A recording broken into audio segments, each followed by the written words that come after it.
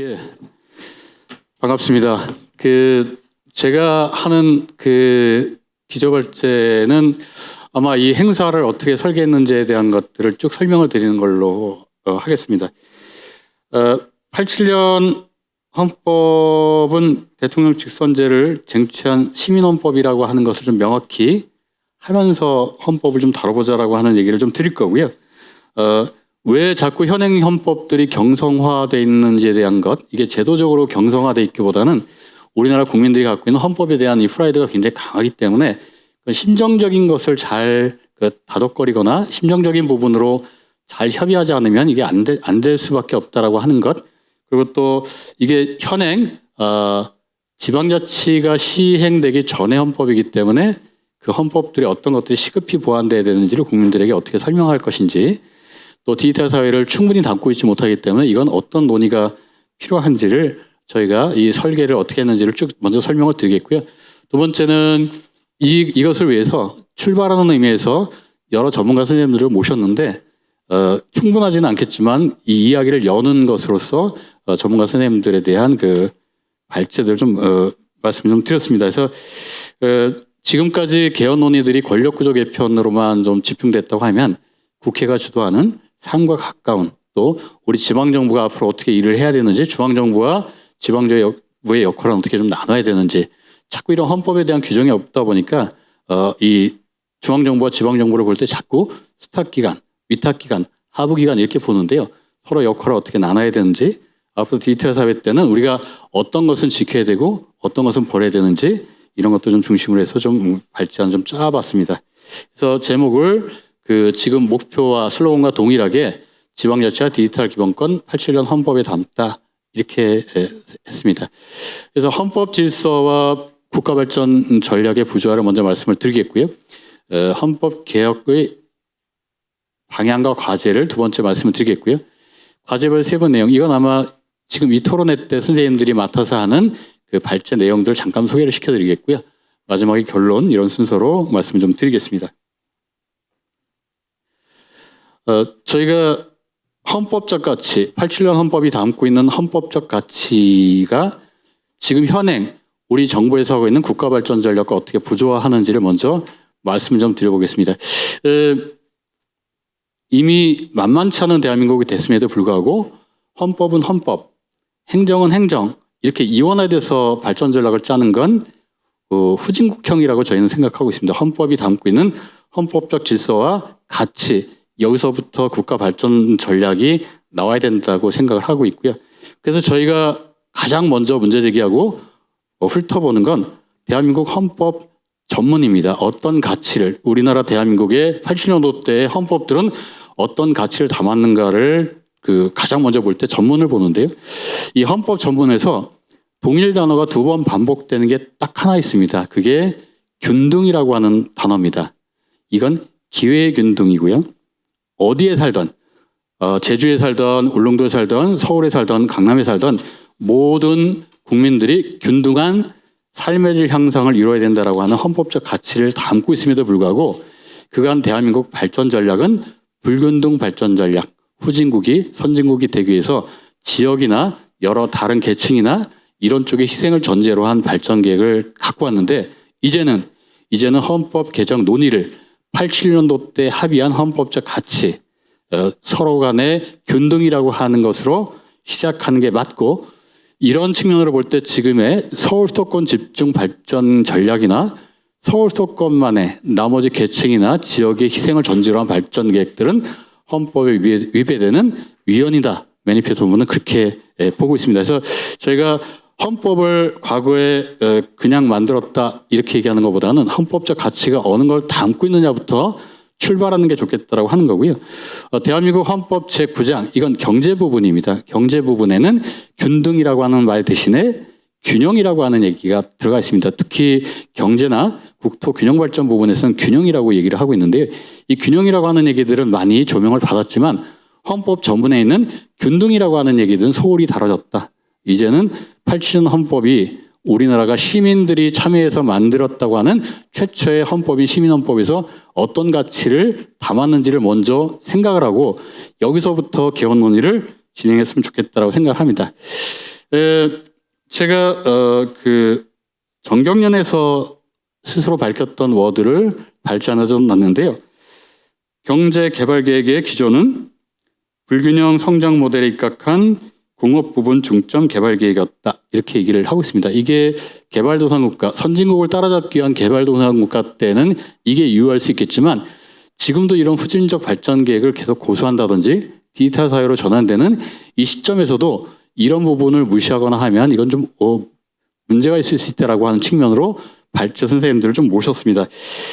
한강의 기적이나 IMF 외환 위기 극복이 지금의 불균형 발전 성장 모델이 많은 역할을 했다라고 하는 것은 부정하지는 않습니다. 그리고 7차 경제 개발 계획들이 우리 대한민국에 많은 기여를 했다는 걸 인정함에도 불구하고 앞으로의 대한민국의 발전은 이런 후진적 모델로는 굉장히 문제가 있을 것이다라고 하는 걸 문제 제기를 좀 하고자 합니다. 그래서 지금까지의 국가 발전 계획은 위헌성이 굉장히 내포된 그런 발전 계획이기 때문에 앞으로는 균등, 균형 이런 쪽의 논의를 헌법 개정 때 많이 해야 될 거라고 얘기를 하는 거고요. 왜 지금 개헌이라고 하는 물음에 많은 그 제도 정치권에서는 대통령제나 이런 권력구조 개편, 누가 권력을 가진 사람들이 어떻게 권력을 서로 나눠야 될까에 대해서만 얘기를 하지만 매니페스토 본부에서는 두 가지를 굉장히 더 시급하게 보는데요. 인류사의 변화라고 볼 수 있는 산업 기술의 변화, 인구 수명의 변화, 사회 구조의 변화, 경제 질서 변화, 기후 생태 변화에 지금이 갖고 있는 87년 체제의 헌법들이 적합하지는 않다. 굉장히 시급하게 보완될 필요가 있겠다고 하는 게 지금 인류사의 변화 부분이고요. 타국적 재앙이라고 얘기가 되는 이런 변화에 따른 전쟁과 분쟁, 재난과 재해, 환경 파괴, 팬데믹, 불평등 심화 이런 재난적 과제들을 대응하기에는 시급히 보완해야 되겠다. 그래서 지금이 개헌이 적기고 지금 이 시기를 놓치면 개헌이라고 하는 거, 헌법이라고 하는 건 우리 사회 구성원들끼리 대한민국을 어떻게 만들 것인가를 합의한 약속이라고 저희는 보고 있는데 지금이 가장 적기라고 보고 있습니다. 이런 것을 전제로 두 번째는 헌법 개혁 방향과 과제를 매니페스토 보면 이렇게 얘기를 하고 있습니다. 87년 헌법 질서의 결함은 여러 가지 제도 정치권에서 얘기를 하고 있음에도 불구하고 87년 헌법에서 외쳤던 슬로건이 호언철폐, 독재타도 이 두 가지는 시민들이 획득했다고 보는 거고요. 여기서 문제나 결함이 발생했다고 보는 건 아니고요. 선거를 통한 권력의 위임이라고 하는 유일한 정치적 경제 규칙을 합의했음에도 불구하고 이게 지금 현재 양극단으로 나뉘어서 혐오와 갈등이 증폭되는 부분 이게 가장 지금 결함이 나타나고 있다고 보는 거고요. 이런 것들을 어떻게 헌법에 잘 넣느냐 이 방식을 어디서부터 물꼬를 틀 거냐를 볼 때 첫 번째는 말씀드렸던 지방자치 이전의 헌법이기 때문에 이것을 지역 지방자치 삶에부터 시작하는 걸로 보완하면서 이런 것들 좀 바로잡자고 하는 제안이고요. 두 번째는 인터넷 인프라들이 97년부터 본격적으로 구축됐기 때문에 정보화 사회나 디지털 사회에 대한 준비가 없었기 때문에 이런 부분을 보완하는 쪽으로 그러니까 지금 현행 헌법이 굉장히 어리석게 만들어졌기 때문에 개헌을 해야 된다 이런 관점이 아니라 정말 시민들이 각고의 노력으로 획득한 쟁취한 헌법임에도 불구하고 지금은 시급히 보완해야 되는 그런 시점에 서 있다. 이런 쪽으로 저희는 접근하고자 합니다. 다만 이거를 접근하는 방법으로는 약한고리 이론이라고 하는 것이 있는데 코로나19 이후로 대한민국의 약한고리가 어디인지를 코로나19가 확인해 줬고요. 결국 회복력 강한 사회는 그런 약한고리의 강도가 그 사회의 회복력을 얘기하고 있기 때문에 약한고리가 어디인지를 좀 확인하는 쪽으로 그렇게 갔으면 좋겠다고 하는 거고요. 다만 과거처럼 강한 연대로 이런 것들을 하는 것도 조금 좀 곤란하다. 조금은 느슨한 연대로 가는 그러한 그 약한고리의 힘, 뭐 어떻게 보면 서로 생각이 같은 사람끼리 강하게 모이는 것보다 이게 개헌이라고 하는 것은 굉장히 제도적으로 많은 사람들이 동의를 해야지 가능한 거기 때문에 생각이 다른 사람들끼리 불편하지만 서로 합의 가능한 약속들을 만들어가는 그런 방식으로 좀 갔으면 좋겠다.